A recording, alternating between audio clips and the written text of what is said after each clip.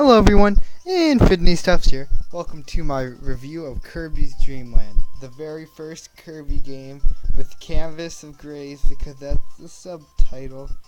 Haha. Yeah. Okay, now we're going to review this with a couple of categories, but overall it's just going to be the last one, but I will be explaining some other stuff. Yeah. Going to start with the story, which isn't really important for these type of platformers, but you know, whatever. It's about Kirby trying to save Pop Star from food shortages. Yep, that's the story.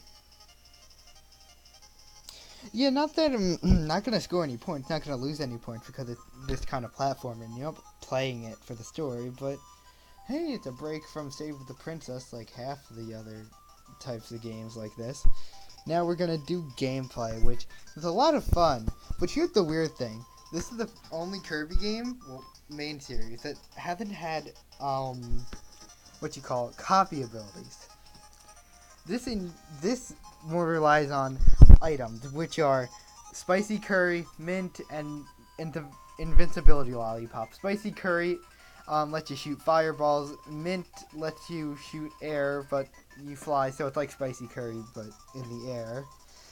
And also, the Invincibility Lollipop is really straightforward. If you didn't get that one, then it's Invincibility. You're welcome. Next, we're going to have level design, which is really unique for a Game Boy game, to be honest.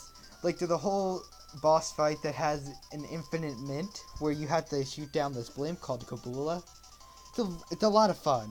It's really fun. And also, just pure platforming is also a blast to go through, but it doesn't really rely on platforms as much as enemies that you have to suck in and eat, which is pretty interesting. And there's some areas that are really unique.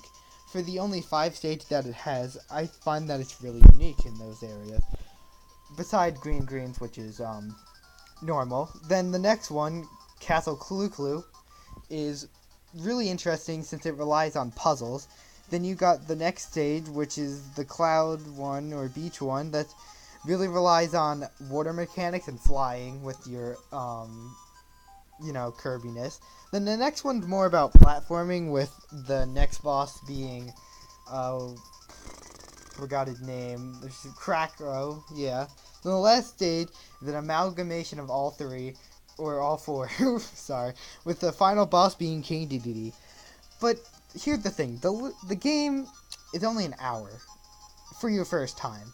Doing it a second time will be like 20 minutes. It's easy too, but it's a lot of fun. It's a blast to play, and if you're a Kirby fan like me, I really recommend this game. On top of that, there is also a hard mode once you beat the normal mode.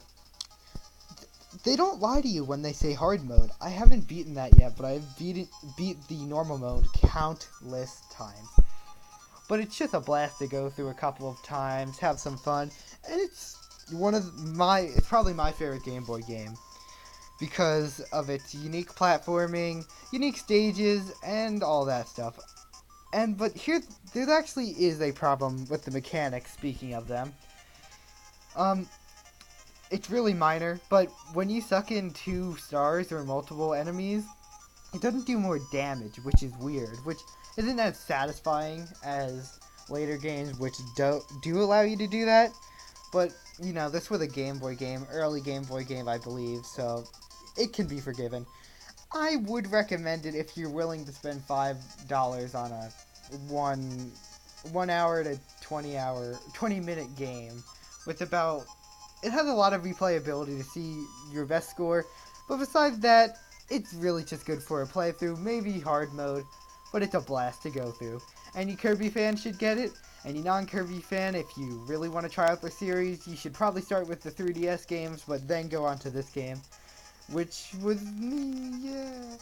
And remember to have a pretty nice day. May the force be with you, and have a bruising, bashing, brawling smash. Bye.